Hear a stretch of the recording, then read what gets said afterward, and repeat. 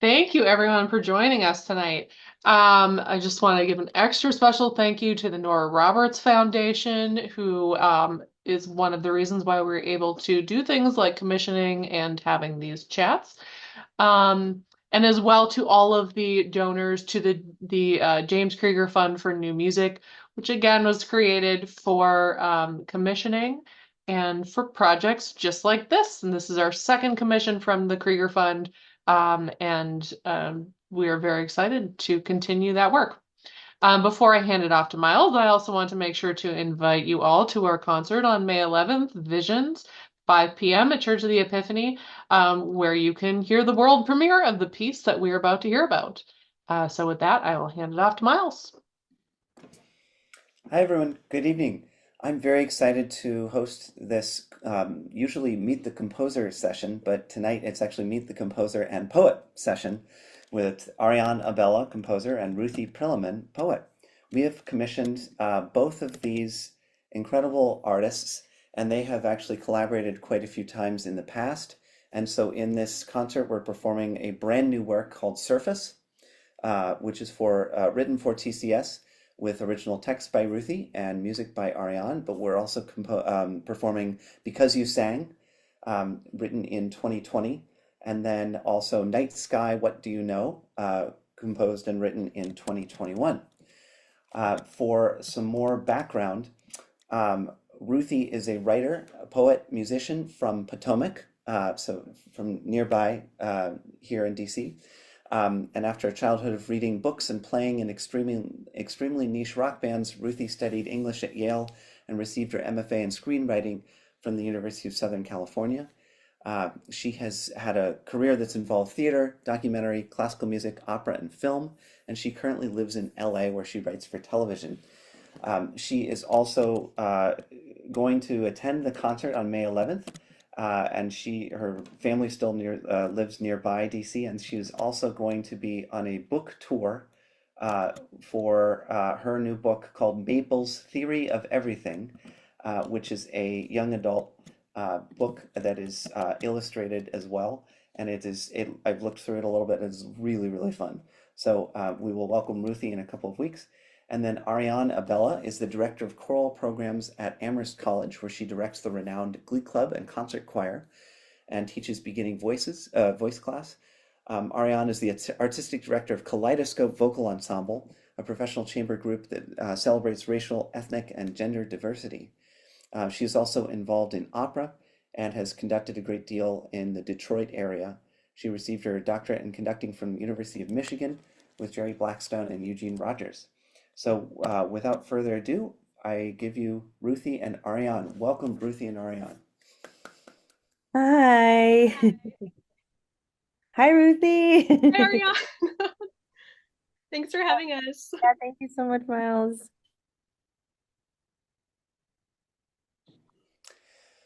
So we would love to hear about the genesis of the piece, perhaps in the context of other collaborations, but specifically the genesis of Surface. How did it come about? We know from the cover of our piece, I've printed it such that Selman's work is on the front, but it's not clear to everyone that it's not a photograph. So why don't we start there? Yeah. So I can start. We had a conversation where we had become interested in a piece that talks about nature, that maybe was interested in water. And so I went where I often go to get inspiration for a poem, and it's to visual art. I wanted to see what are people, what's a way of obliquely looking at water visually that might kind of spark a memory for me. And so I came across the Via Selmans, and she does these huge photorealistic like pencil drawings of water, and they're sharp and they're static, but they're also so dynamic at the same time. And I just was really struck by it. I've never seen one in person, only on the internet. I feel like if I saw one in person, I would die, because I think they're enormous. And she's done lots of them in different forms.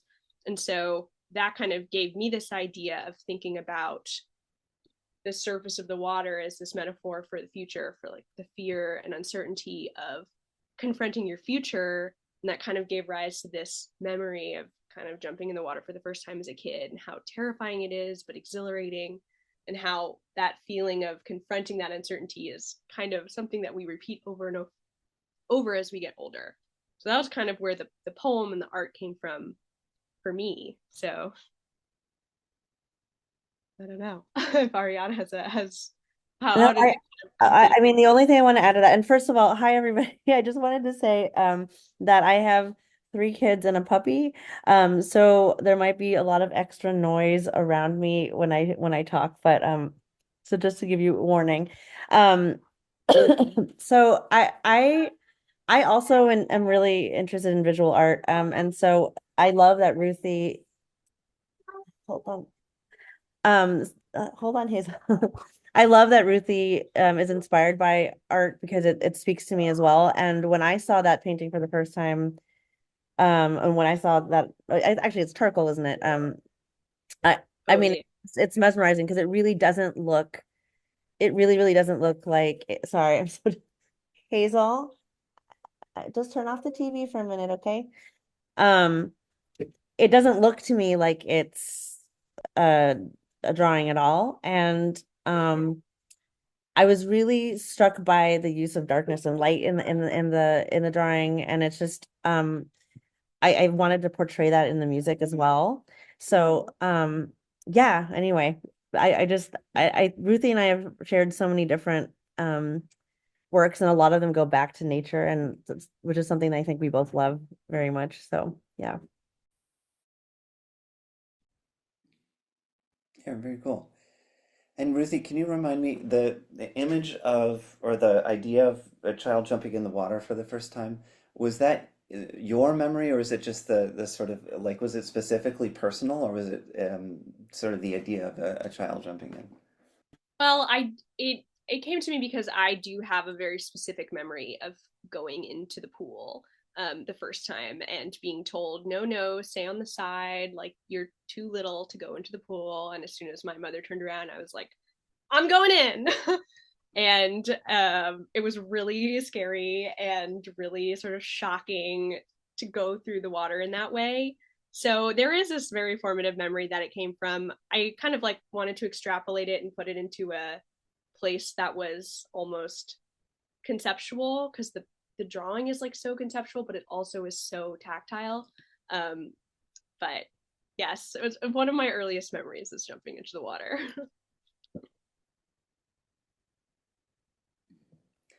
I like that. It's conceptual yet tactile. That also, at least personally, speaks to me about your musical style as well, Ariane, in that it's um, you have a lot of melody going on, but then you also have a lot of ostinati going on, like a lot of repeating parts and a lot of parts that build. And so there are some very structural elements going on, and some that are almost abstract in that they don't have a melody. It's a pattern that's building, like when you're describing the waves musically. And then suddenly we have a melody kind of coming out of nowhere with Be Brave and then palming along the dock. Um, and I like that kind of description of tactile and yet conceptual. Yeah. Well, Ariane, why don't you talk about how you came about working with Ruthie on this project, and then I think Ruthie if my memory serves, Ruthie, you pretty much came up with the main. We bounced around some ideas at first, but then you had the real idea of the child jumping into the water. But then, Ariane, where did you sort of take it and run with it from there?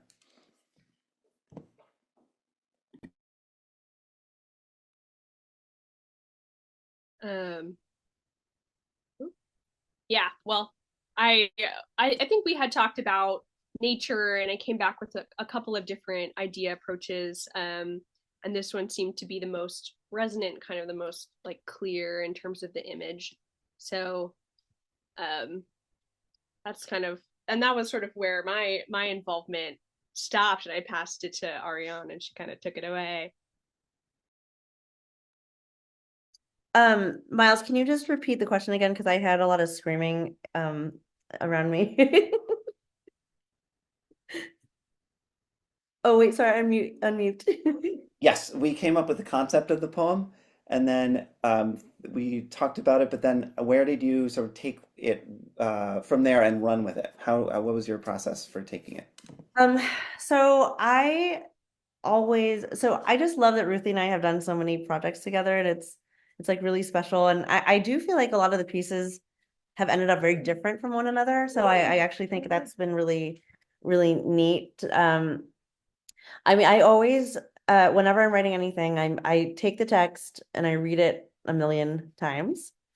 And then I, you know, first of all, it's really hard to compose when you have little kids, and somehow every time Ruthie and I have a project together, I have another baby. So, like, I think for Night Sky, I had my second kid, and then for this one, I had Ollie, my third kid, and so balancing that with with the baby, trying to find a quiet moment is really hard. So I find myself either usually in the middle of the night, like trying to find a quiet moment to really think through the text. And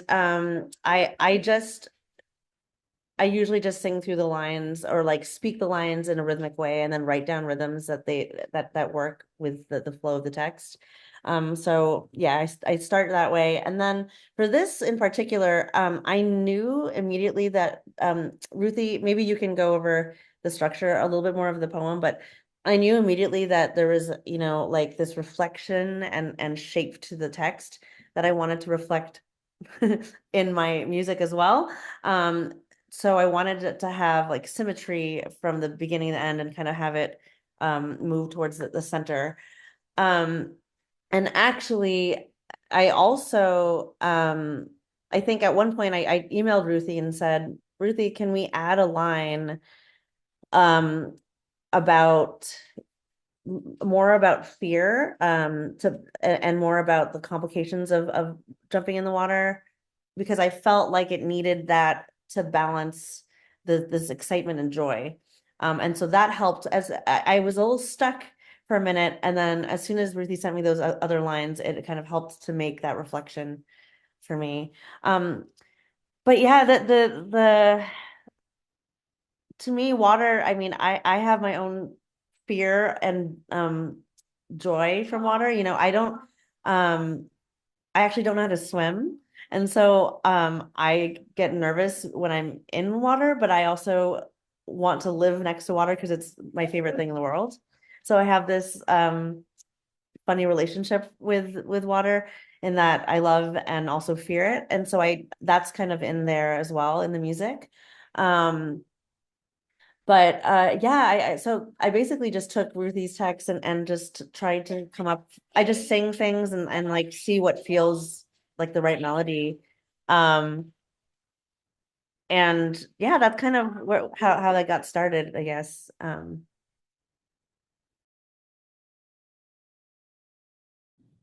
Very cool. And then, how did you end up with it? You said you wanted to sort of reflect those reflections in the poem. How did you come up with the form? Because I think the form is really brilliant. How things repeat, but then build, and then have this like extremely placid um, ending where it's almost like stasis. It's almost like this. It's hard to describe. It's this wonderful stasis of one or two chords repeating back and forth as they sing. I meet my future like falling rain. Like, how did you come up with the whole I structure? just love that line, first of all.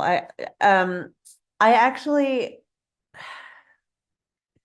So to me, actually, that was one of the first parts I composed. I didn't write it from start to finish. I saw that line and I immediately could hear. I just sat at the piano and I felt like those sonorities were that feeling. Like I try to imagine what I would feel like if I were coming together with water and rain, and that to me was like that harmony, that harmonic language was what spoke to me.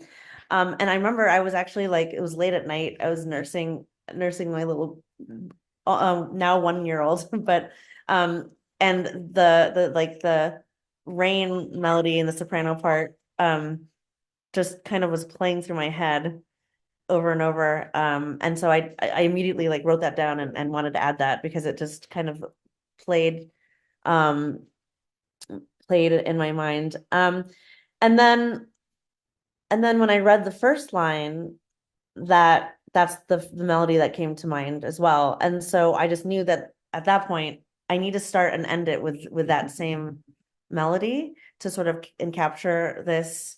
And then for me, that jump was huge, because I knew that after the jump, once you hit the water, there should be this like explosion of joy.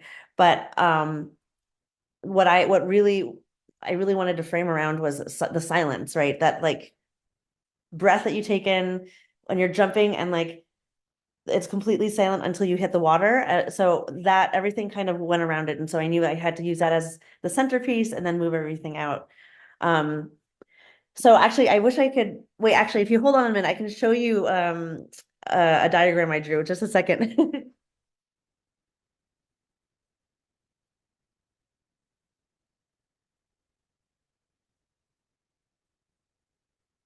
Okay, I think it's in here. Um, Something else I would do is write down the text over and over again.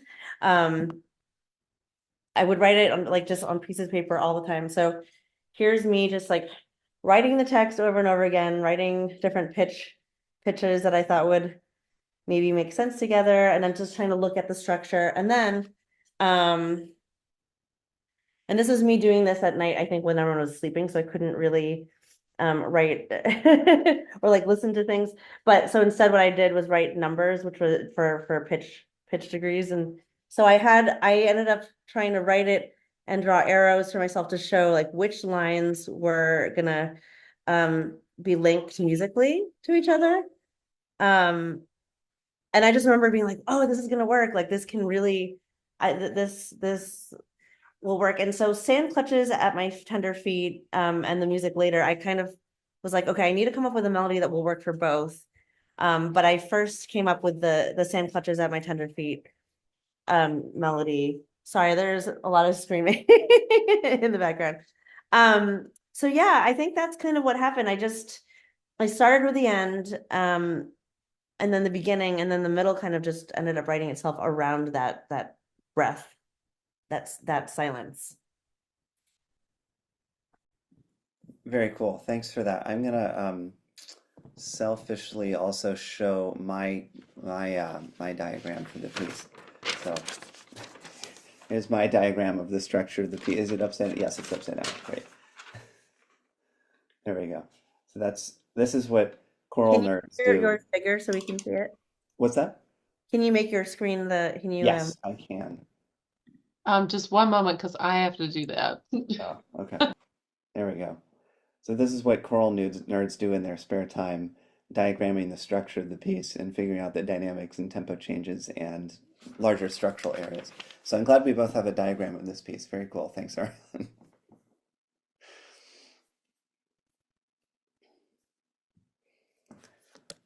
So the middle of the piece, you said everything is sort of structured around the jump, the silence. Um, and you added the word yeah. That's not in the poem, but tell us about that. Yeah, I don't see it as an addition of a word necessarily, but more of a like an emotion and just like yeah, like freedom. And so without Ruthie's permission, I don't count it as like adding text to it where there isn't. But it to me it was like the brightness of the word. um I wanted it to be like super bright and just like really carry that like full joy, um and like feeling that resonance of the dissonances at that moment. That kind of just to me like being in water and like just like making that contact could just like feel like I don't know, that's just what it sounded like to me. Um and Yeah, I think then as you are in the water, you just become more and more one with it, and then eventually it just turns into that falling rain motive, and it shifts, the function shifts. Like first it's like, wow, I did it, and then it's like this is beautiful, and I'm now part of that. So yeah. Yeah. And Deborah, do you have a question? Yes, I do. First of all, Ruthie, I just want to say that it is so cool that you added those lines. Um, and I mean, and it's a whole poem. It never would have occurred to me in a million years that any of the lines weren't originally in it. So thank you for saying that. Thank you for talking about that. And Ariane, I'm a second alto, as you can probably tell from my speaking voice. And so I get to sing the My Heart Leaps part, which thank you.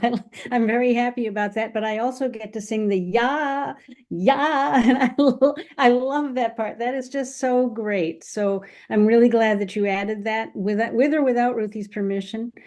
So it's not a question, it's just a comment, Miles. But I just want to say that those are a couple of the things that for me are really special about this piece is that I can really get into this piece because my part I can really get into. So thank you.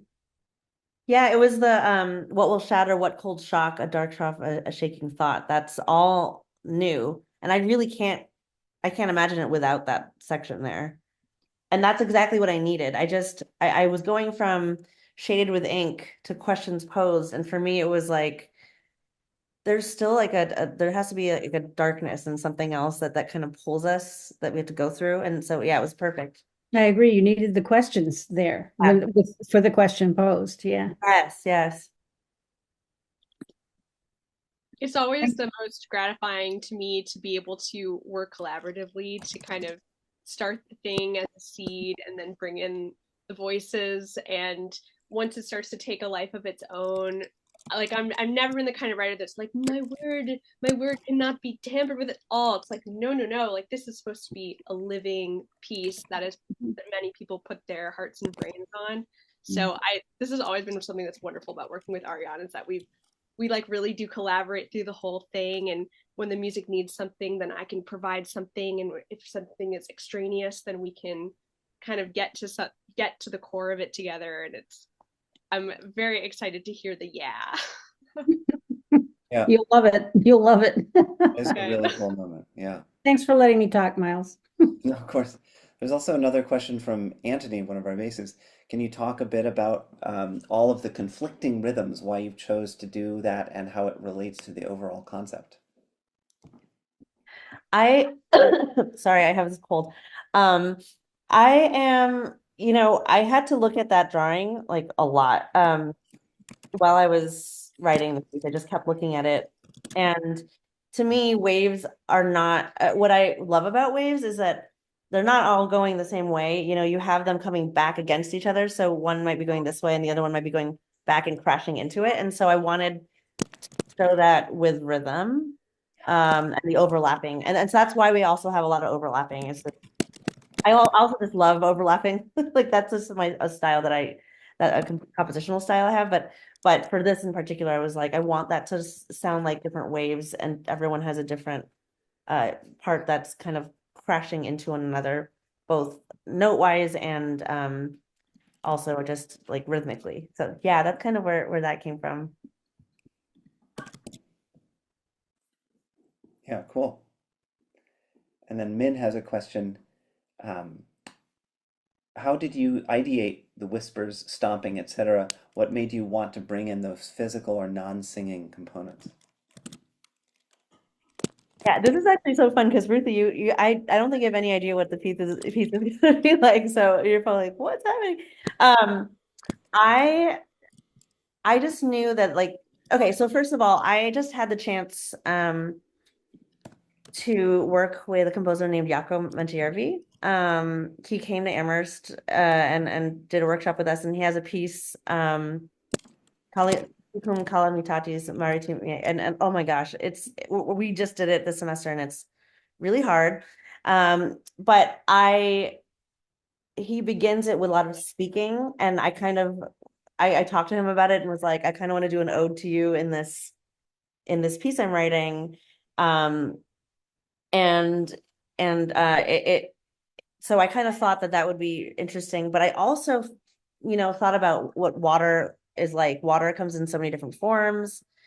Water doesn't just have like, when I look at that drawing, there's so many layers to it. And so I wanted to show different layers by using the human voice in different ways. So whispering, using our, I think I make you rub your hands at one point, right? No, did I take that out? Okay. Did I put any body percussion in this one or not? See, now I don't even remember. No, so there's no clapping but there's the They're stomping, stomping. the And stomping. there's shh at the end, at the And beginning. yeah, yeah. Yeah, So like the accent. yeah, yeah. So I wanted to sort of capture that. And then of course the sound of the waves, right? That I think that that kind of achieves that sound of the waves. So I wanted to do that. And I just in a lot of my pieces, not in the other two that you're doing, but in a lot of my pieces I use the body percussion and other things because I just feel like so often we forget that singing is like our whole body and that we can make so many other noises with ourselves besides just singing. And so it kind of I like to add that in usually and I think it just enhances it. So yeah, that's kind of where that came from.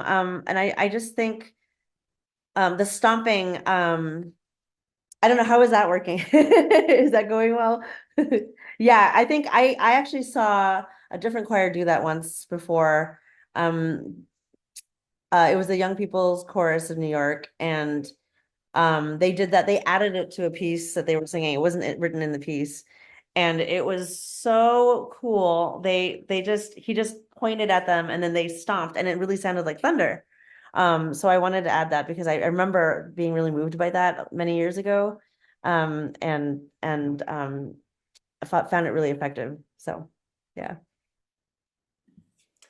The solo at the beginning reminded me of you singing the solo at the beginning of Canticum Calamitatis Maritime, which is the song of the maritime disaster by Jaakko Manttijärvi about the sinking of the SS Estonia in 1994, something like that. 1994, yeah. 94, where like 800 people died. It's a phenomenal piece and an incredible ode, and it incorporates a lot of what Arianne was saying.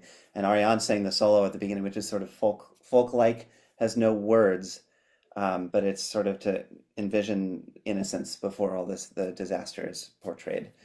So that's really, really interesting to me that you had that influence obviously before, but then you literally worked with him. That is so, so cool. Yeah, I mean, I just like I thought about that piece and yeah, and then he was able to come to campus and I was just like so moved to talk to him about it. And he's a very stoic, like has no emotions kind of person. I was like, I'm so excited, and but he just like it was interesting to hear him talk about the piece and I think it really influenced a lot of what I put in here. Um since it's just both about water and but in different ways, of course. Yeah. This is the sort of happy antidote to that piece. Yeah, very cool. So you portray water with your and joy and fear, um, and then also have all these extra, not extra music. Yeah, there are extra musical motions and sounds that we create in a literally in a wave. So we stomp in a wave as though we're at a stadium, right? And then you have at the beginning. We were wondering that the beginning on page 9, right where the sopranos and altos start whispering, it says the storm. So can you tell us a little bit about how both the extra musical parts come in and then also the idea of the storm versus also what's involved with the text there and what's going on there? I don't really remember, so I'm gonna pull up my score. Um, okay, so you're talking about the beginning. Oh no, sorry. What page 9? On page 9, yeah. Okay. Yeah, so this whispering part that is very influenced by Jaakko Manttijärvi. And to me the I wanted to show the dark side of water. So we've just talked about these questions, what will shatter, what cold shock. It's not even to me, this is like maybe the speaker's fear and not even the water being dark and stormy, but like all of a sudden the speaker imagining like, oh my gosh, if I jump in, what could happen? I could get trapped. There could be a storm, like becoming scared and imagining these things potentially. And so there's a lot happening, and I just wanted to showcase both sides of water, like really showing joy, portraying joy by showing um the nitty gritty and like the scary parts. So yeah, that's kind of where that came from. And I wanted the questions posed, occur, vacay, be brave, be brave.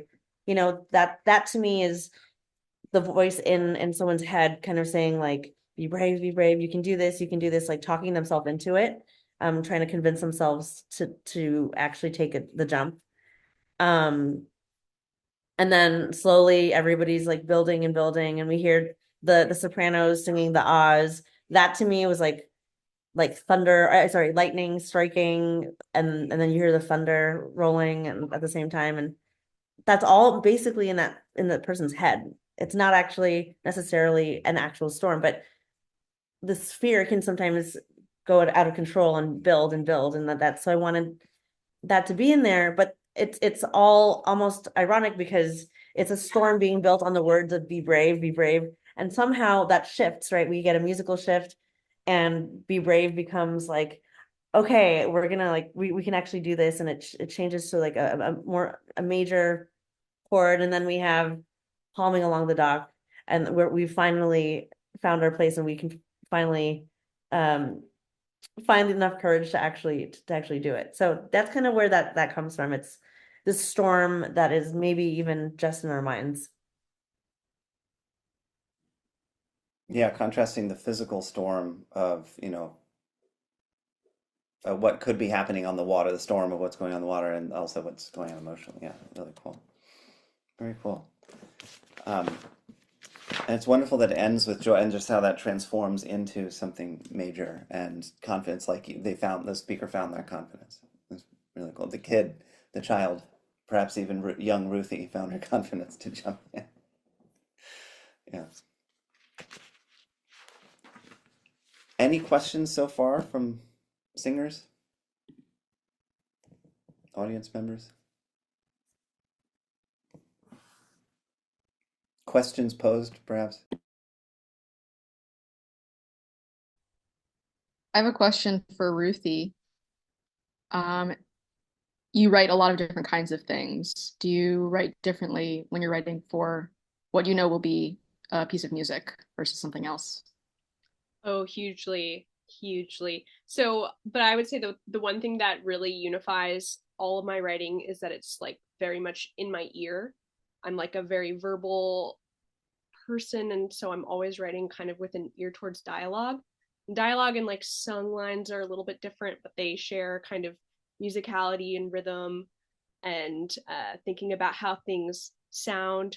Um, when I'm writing lyrics or a poem, I think with when I'm writing a poem that's going to be set by someone else, I try not to like impose too much rhythm, but I like to sort of have almost a melodic line in my mind just so that I know that it's singable, that I feel that it's singable, and then the composer can take it in whatever direction they find. So it's a little bit different than like writing a middle grade novel, but in some ways, like having a rhythm to my text is always there. So, which has never occurred to me until this moment. So, thank you for asking that question.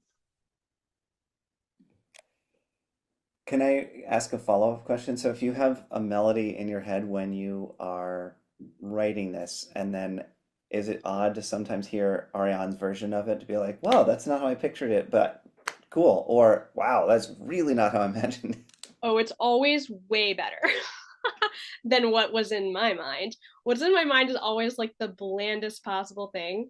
So it's just such a joy to hear somebody with a real, ear and expertise said it. And I'm like, wow, it's come to life. And also, one thing that it kind of goes back to the way I enjoy collaborating so much. Like, I don't like to just take something out of my mind and then see it. I'm like, it was already in my mind. What's the point? What I like is when it takes on this whole new life and I get to experience it fresh and participate like somebody who wasn't even part of its creation in some ways. So, oh yeah, it's the best. And the melodies that I had in my mind, I don't even know what they are anymore. So it'll be great. Cool. That's really cool. And then Anthony asks, can you talk about the chord um, on leaps with the fermata? Why did you choose those notes? This is in measured 121. This is on page 18, the My Heart Leaps chord. Especially the, I think he's mostly talking about the chord on leaps.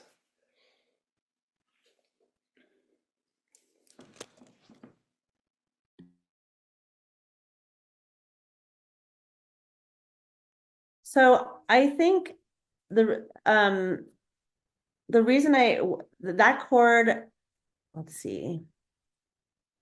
To me, the chord feels a little bit foreign, like from what we hear it building before it. And I wanted it to feel like an actual leap out of the harmonic language around it, but not too far, so we could still get back. But I wanted it also to be so kind of uncertain so that it feels like a jump and you don't know what's going to happen after. I mean, obviously we know that the person is probably going to end up in the water, but like it has this openness to the chord. So it's not like a strict, major chord or minor chord. It's really a combination. It's an unknown, has, dissonances in it. And that to me is like, it feels like an actual leap to me, musically. So yeah, I just wanted to sort of one show that leap, but also let it be kind of open-ended so that there's no resolution. So when we get to the yes, it really feels like we've like gone somewhere. Very cool. Yeah, that makes a lot of sense. And I appreciate personally, I thought that chord would take a long time to line up, but because of the way you've written the voice leading, it's actually it's more straightforward than, it's almost easier to sing than it is to find the notes on the piano. Or at least that's how Totally. I found. And it seems Yeah, like I the singers, good. I'm glad to hear that because I yeah, was hoping that it would to not make it too hard for each voice part, but yeah, good. yeah. No, it's great. And then Rashad asks, since we're getting nitty gritty, baritones sing a curve, a cave in a gliding way. Is this part of our own doubts, proverbial seasickness about the waves or troughs that we see? I've also, to clarify, I've asked them to sing a curve, a cave in a kind of a seasick way. Yes, that's totally right. Yeah, yeah. That's kind of how I was hearing it, like kind of doubt. Yeah, I actually you said it honestly better than I could have said it in your comment or your question. But that's kind of what I was thinking when I wrote that. It just really, really slide through it and like kind of almost. I mean, it's just seasick is exactly right, and just feeling unsure on our feet. Yeah. Thank you. That was my question. And just as someone who cares about language, that the gliding and the upward motion does feel very questioning. And so thank you for that. Yeah, yeah. Yeah, it's weird to I mean I certainly make you all do slightly uncomfortable things in the piece, I think, like unusual things. Um but I do think that it makes that joy, the yeah, or the ending feel really stable. And that's kind of what I was thinking. Like, I think about when I'm teaching and conducting with my choir, I make them do crazy, silly things all the time to get them out of their comfort zone, because they're constantly singing in a very like closed off way, and I just want them to feel free. So I make them do something really silly to get out of the box. And so I think like to feel secure and to feel that joy and to feel that we're home at the end, it kind of needs to do that. It needs to go in different ways. Oh Yeah. yeah. So I sorry, Anthony, I'm looking at your comment. It kind of is cadential there, and I actually you're right. I kind of did that on purpose to have that resolution in the yeah. Like it kind of feels a little bit like it's coming together. So yeah. That's great. You're all more eloquent than I am, and you should rewrite my program notes for me. It's great. I want to ask about the metaphor of trying to look through the surface of the water as how you also, speaking of your program notes, about how it's also trying to look into the future. It's a metaphor for how we try and look into the future. We can't quite see it. If you could, either of you could talk about that, that would be great. Sure. That idea came right from the VSL men's, where it felt like you're trying so hard to scrutinize that painting of like what's on the other side, what does it look like, and it just really felt like a lot of agonizing that I've done about my life, where I'm just agonizing, like, oh, what am I going to do? How am I going to make this decision? And at some point, like, time will pass and I will have met it, whether I like it or not, you know? And there's so much angst, and it was like cool to hear that you put the storm in the music, because like that's such a great way to describe that emotional agony when you're like, I want to do it, I can't do it, what do I do? So I just felt like, you know, it's something that I deal with constantly and think about constantly, and I just was kind of writing that from a moment of personal reflection. Ruthie, you just reminded me that I actually had a very specific moment that I remembered, that it was not jumping into water, but it was uh what do you call it? So it was one of those like retreats where we all had to climb trees and jump off. I don't remember. What Like do a you ropes course or ropes something. course? It was a ropes course. And I have a fear of heights. And I was forced to go up this tree and jump off, and I just stood there and I could not do it. And everybody was like, "Come on, you can do it." You can do it." And I actually like felt worse with all the noise, like everybody saying like, "You can do it. What you come on, you can do it." Like made it worse for me. So I actually had to tell them all to be quiet. And then I was able to, and I finally did it, and it felt great. But it was like so stressful, and like their noise and the noise in my head was just so overwhelming. I couldn't like deal with the pressure of having to jump. And I actually thought of that moment when I was writing this. This is like just all this buildup in my mind. But I also think that the painting, sorry, the drawing to me like looks like a storm. Like there is anger in it. Like you know, the waves, the water is not totally calm in that drawing. So I kind of spoke to me in that way.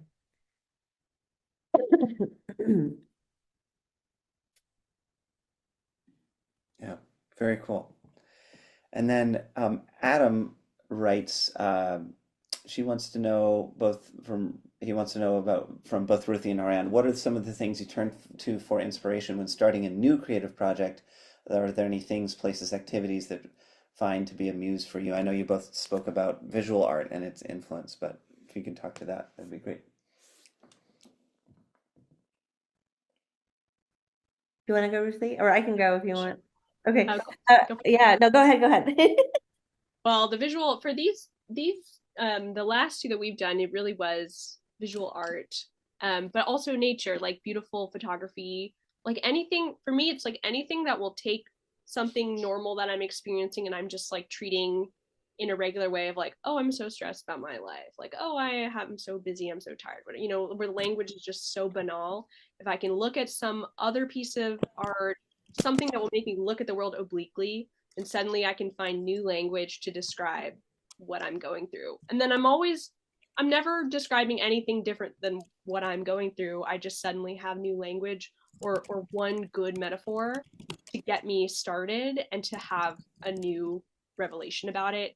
And like the sources of that can be anywhere. I often like read about history. I love reading about like ancient or like medieval history when things are really different, but things are also kind of the same, where it'll give me some little nub to think obliquely about what I'm doing, or think about feeling enclosed or feeling yearning or something, and then I can talk about what I'm experiencing in a new way. So that's kind of where I go for inspiration, and I think it is borne fruit in these collaborations, and it's kind of how I often do it in everything that I do.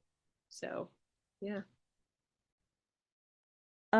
So I sit and I take Ruthie's text and I try to memorize it, and then I take walks. That's kind of like I live in a really beautiful open farm area, and it's just I take walks and try to come up with a melody. And it's so funny because I don't know why I keep trying to fight this, but I every time I take a text, especially Ruthie's texts that are so amazing, I come up, if a melody comes up, I always try to come up with different melodies, and like see which one I like, but I always end up with the first one every time. Um, because you sang, I remember sitting at my kitchen table and I was just like, "Who will bear this burden 100?" I just like sang it, and I was like, "Oh, what if I change it to make it like major? Why can't we do that?" And I tried it so many different ways, and I was like, "No, that is the melody. That is exactly how it's going to sound." And stop trying to fight yourself. Just, go with the flow. And then it just kind of came out, and it was like the piece just wrote itself. Um, but the same thing happened for a couple other pieces that you are not doing. Now we can begin, this other piece that Ruthie and I worked on. I mean, it's just like the melody just appears and for me that happened with I almost remember the intricate peaks, that line, and then sand clutches at my tender feet. Both of those just kind of, those were the melodies that came out, and I couldn't change it after that. So, but walking is really important to me, and also just sitting outside at night and looking out at the sky and just being like quiet for a minute. Usually I can hear something more clearly if I do that. And as you can see, there's like a lot of noise in my house all the time, so it's hard to really think in that way. So I have to make that effort, which is always also really good for me. Yeah. Yeah, cool. Thank you. And then Rachel and Ross Phillips they write, having collaborated on several works, do you tend to think of each work as entirely separate and distinct, or as part of a larger collaboration of Ruthie and Ariane's oeuvre? They're all really different. I feel like all the pieces are different. I think a night sky has maybe some similarities to surface, I think. Um, I and not on purpose, but just that just kind of happened. And I also think the both of those pieces had different sections, more sections in it, because I think that the text kind of just was harder to set in a way, because you sang it rhymes, there's a rhyme scheme, so it was easy to kind of like separate that into verses. But um yeah, I mean, I don't know. I think all of our pieces are really different. And but I do like thinking of night sky and surface together. Like maybe there needs to be another piece about some other nature theme, because I do think they actually are nice together, and have some similar language. Yeah. Well, the first two pieces were had kind of a specific mandate, like we were writing for something, commemorating something, and they wanted to feel like part of history, and like we're like referencing the past, and we're writing protest songs where, and so that, like, I love rhyme, but I also can be hampered by it, so I feel like in some ways, like the writing a rhyming poem versus writing not a rhyming poem make them like wildly different experiences for me. So those first two were like rhyming, like message, unified, and then the second two were like exploratory, impressionistic, um imagistic, and yeah, they just like yielded something really, really different. So I feel like we have two oeuvres. We That's have true. rhyming oeuvre and non-rhyming oeuvre. Which I have to say, it's harder to set music to the non-rhyming a lot of ways, right? Just because of like the rhythm and like this, try to do that. But I do think that, yeah, I think that's true. Like a lot of the first two had like a set purpose and also restrictions with the ensembles that needed to sing it. And then COVID happened and whatever, all this stuff. Um, but yeah, I think that the it's trickier in some ways, right, to set text. But one thing I wanted to mention is that you had written both a rhymed version of Surface and this version, and it was, to me, it was like instantly like, no, we have to do the version that's not rhymed. Like it was that much better because it felt more free. Yeah. Mhm. Do you prefer writing to like a rhyming text or a unrhyming text?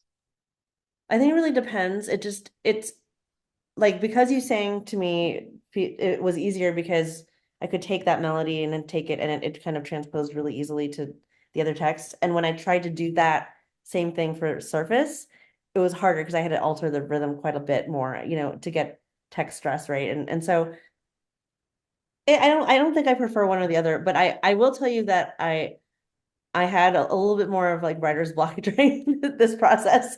I mean, thank you for your understanding, Miles. I was like, Miles, I need more time, because it was hard. Like, some parts were really hard to sort of to make happen.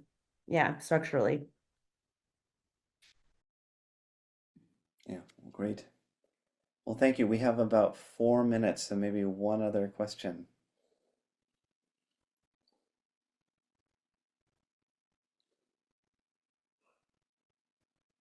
Well, I'll just say that I really appreciate this. My performance of Surface is going to be, and actually of your other two pieces too, is going to be much better having heard you talk through this. So thank you both so much.